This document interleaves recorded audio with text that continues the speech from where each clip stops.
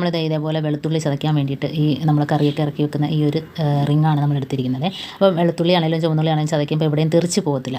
ഇതിനകത്ത് വെച്ച് ചതച്ചെടുക്കാം. അപ്പോൾ നമുക്കൊരു സൊല്യൂഷൻ റെഡിയാക്കുന്നതിന് വേണ്ടിയിട്ട് മണ്ണെണ്ണ, വെളുത്തുള്ളിയുടെ തൊലി, അതേപോലെ പച്ചമുളകിൻ്റെയോ ഉണക്കമുളകിൻ്റെയോ ഒക്കെ ഞെട്ടുണ്ടെങ്കിൽ അത് ഒക്കെ എടുക്കുക. പിന്നെ ഉപ്പ്, പല്ലുപ്പാണ് വേണ്ടത്. അടിപൊളിയാണ് ഈ ഒരു സൊല്യൂഷൻ. ഈ ഒരു സൊല്യൂഷൻ ഉണ്ടാക്കുന്നത് മൂലം പാമ്പ്, എലി, പല്ലി, പാറ്റ ഒന്നും തന്നെ വരില്ല കേട്ടോ. ഇപ്പോൾ നമ്മൾ ഈ പെരിച്ചാഴിയുടെയൊക്കെ പൊത്തുള്ള ഭാഗത്ത് ഇത് ഒഴിച്ചു കൊടുക്കുക. അങ്ങനെയുള്ള സ്ഥലത്ത് ഒഴിച്ചു കൊടുക്കുമ്പോഴത്തേന് പാമ്പ് ശല്യം കുറഞ്ഞിട്ട്.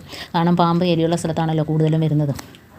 അപ്പോൾ ഇതേപോലെ വെളുത്തുള്ളിയും അതിൻ്റെ തോലും എല്ലാം കൂടി ഇട്ടിട്ട് കുറച്ച് വെള്ളത്തിനകത്ത് തിളപ്പിച്ചെടുക്കുക. അപ്പോൾ അതിനായിട്ട് ഞാൻ ഗ്യാസ് അടുപ്പ് കത്തിച്ച് ഒരു പാത്രം അടുപ്പത്ത് വെച്ചിട്ടുണ്ട്. അതിനകത്ത് ഞാൻ കുറച്ച് വെള്ളം ഒഴിച്ചു കൊടുത്തിട്ടുണ്ട്.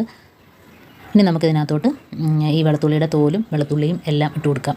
അപ്പോൾ വെളുത്തുള്ളി ചതച്ചത് കൊണ്ട് തന്നെ അതിനകത്ത് നല്ല രീതിയിൽ അതിൻ്റെ ആ ഒരു നീരൊക്കെ ഇറങ്ങി കിട്ടുക വെള്ളത്തിൽ കേട്ടോ. ഇതിപ്പോൾ ഞാൻ എല്ലാം കൂടി ഇട്ട് കൊടുക്കാൻ പോവാണേ. അപ്പം വെളുത്തുള്ളി ചതച്ചതും അതേപോലെ തന്നെ വെളുത്തുള്ളിയുടെ തൊലിയും പിന്നെ എൻ്റെ കയ്യിൽ കുറച്ച് നല്ല എരിവുള്ള മുളകിൻ്റെ ഞട്ടും കൂടിയുണ്ട്. അതും കൂടെ ഒഴിച്ച് കൊടുക്കാം. പിന്നെ ഇതിന് വേണ്ടിയിട്ട് മണ്ണെണ്ണ വേണം, പല്ലുപ്പ് വേണം. അപ്പോൾ ഇതെല്ലാം നമുക്ക് ഇട്ട് കൊടുക്കാം. ഇതിൽ ഫസ്റ്റ് തന്നെ ഇപ്പം വെളുത്തുള്ളി ഇതെല്ലാം കൂടി ഇട്ട് കൊടുത്തിട്ടുണ്ട്. എല്ലാം നമുക്ക് ഒന്നിച്ച് അതിനകത്തോട്ട് ഇട്ട് കൊടുക്കാം. മണ്ണെണ്ണ മാത്രം ഒഴിച്ച് കൊടുക്കരുത്. മണ്ണെണ്ണ ഈ ഒരു വെള്ളം നമ്മൾ അരിച്ചെടുത്തതിന് ശേഷം മാത്രം ഒഴിച്ച് കൊടുക്കുക. അതുകൊണ്ട് നല്ല എരിവുള്ള മുളകിൻ്റെ ഞെട്ടാണേ. അപ്പോൾ ഈ ഒരു സ്മെല്ല് ഉള്ള എരിവിൻ്റെ സ്മെല്ല് അതൊക്കെ മുളകിൻ്റെ ഒരു സ്മെല്ല് ഒക്കെ ഉള്ളതുകൊണ്ട് തന്നെയും അവിടെ എങ്ങും എലി വരത്തില്ല. അപ്പോൾ എലി വന്നില്ലെങ്കിൽ നമുക്കവിടെ പാമ്പ് ശല്യവും കാണത്തില്ല. കാരണം ഇത് എല്ലായിടത്തും ഒന്ന് സ്പ്രേ ചെയ്ത് കൊടുക്കുക. നമ്മുടെ അടുക്കള ഭാഗത്തും ഫ്രണ്ടിലും എല്ലായിടത്തും ചെടിയുടെ ഇടയ്ക്കെല്ലാം ഒഴിച്ച് കൊടുക്കുക കേട്ടോ. കൊണ്ട് തിളച്ച് വന്നിട്ടുണ്ട്. ഇനി നമുക്ക് അരിച്ച് ഒഴിച്ചതിന് ശേഷം അതൊന്ന് തണുത്തതിന് ശേഷം മാത്രം ഈ മണ്ണെണ്ണ ചേർത്ത് കൊടുക്കുക. അതേപോലെ കറിവേപ്പില തൈ അതൊക്കെ മുരടിച്ച് കിടക്കുകയാണെങ്കിൽ അതിൻ്റെ ചോട്ടിലിട്ട് കൊടുക്കുക. നല്ലൊരു വളമാണ്. അതിനകത്ത് മണ്ണെണ്ണയൊന്നും ചേർത്തിട്ടില്ല. നമ്മൾ അരിച്ചതിന് ശേഷം മാത്രം നമ്മൾ മണ്ണെണ്ണ ഒഴിച്ച് കൊടുക്കുന്നത്. അപ്പോൾ ഇതുപോലെ ഞാനൊരു സ്പ്രേ ബോട്ടിലിനകത്തോട്ട് ആക്കി വെച്ചിരിക്കുന്നുണ്ട്. കുറച്ച് ഒഴിച്ച് കൊടുക്കാം. അതിനുശേഷം നമുക്ക് ഈ ഒരു മണ്ണെണ്ണ എല്ലായിടത്തും ഒന്ന് സ്പ്രേ ചെയ്യുന്നത് നല്ലതാണ് കേട്ടോ. മണ്ണെണ്ണ മാത്രമായിട്ട് ഇതിപ്പോൾ ഞാൻ ആ ഒരു സൊല്യൂഷനിൽ കുറച്ച് മണ്ണെണ്ണ ഒഴിച്ച് കൊടുത്തിട്ടുണ്ട്.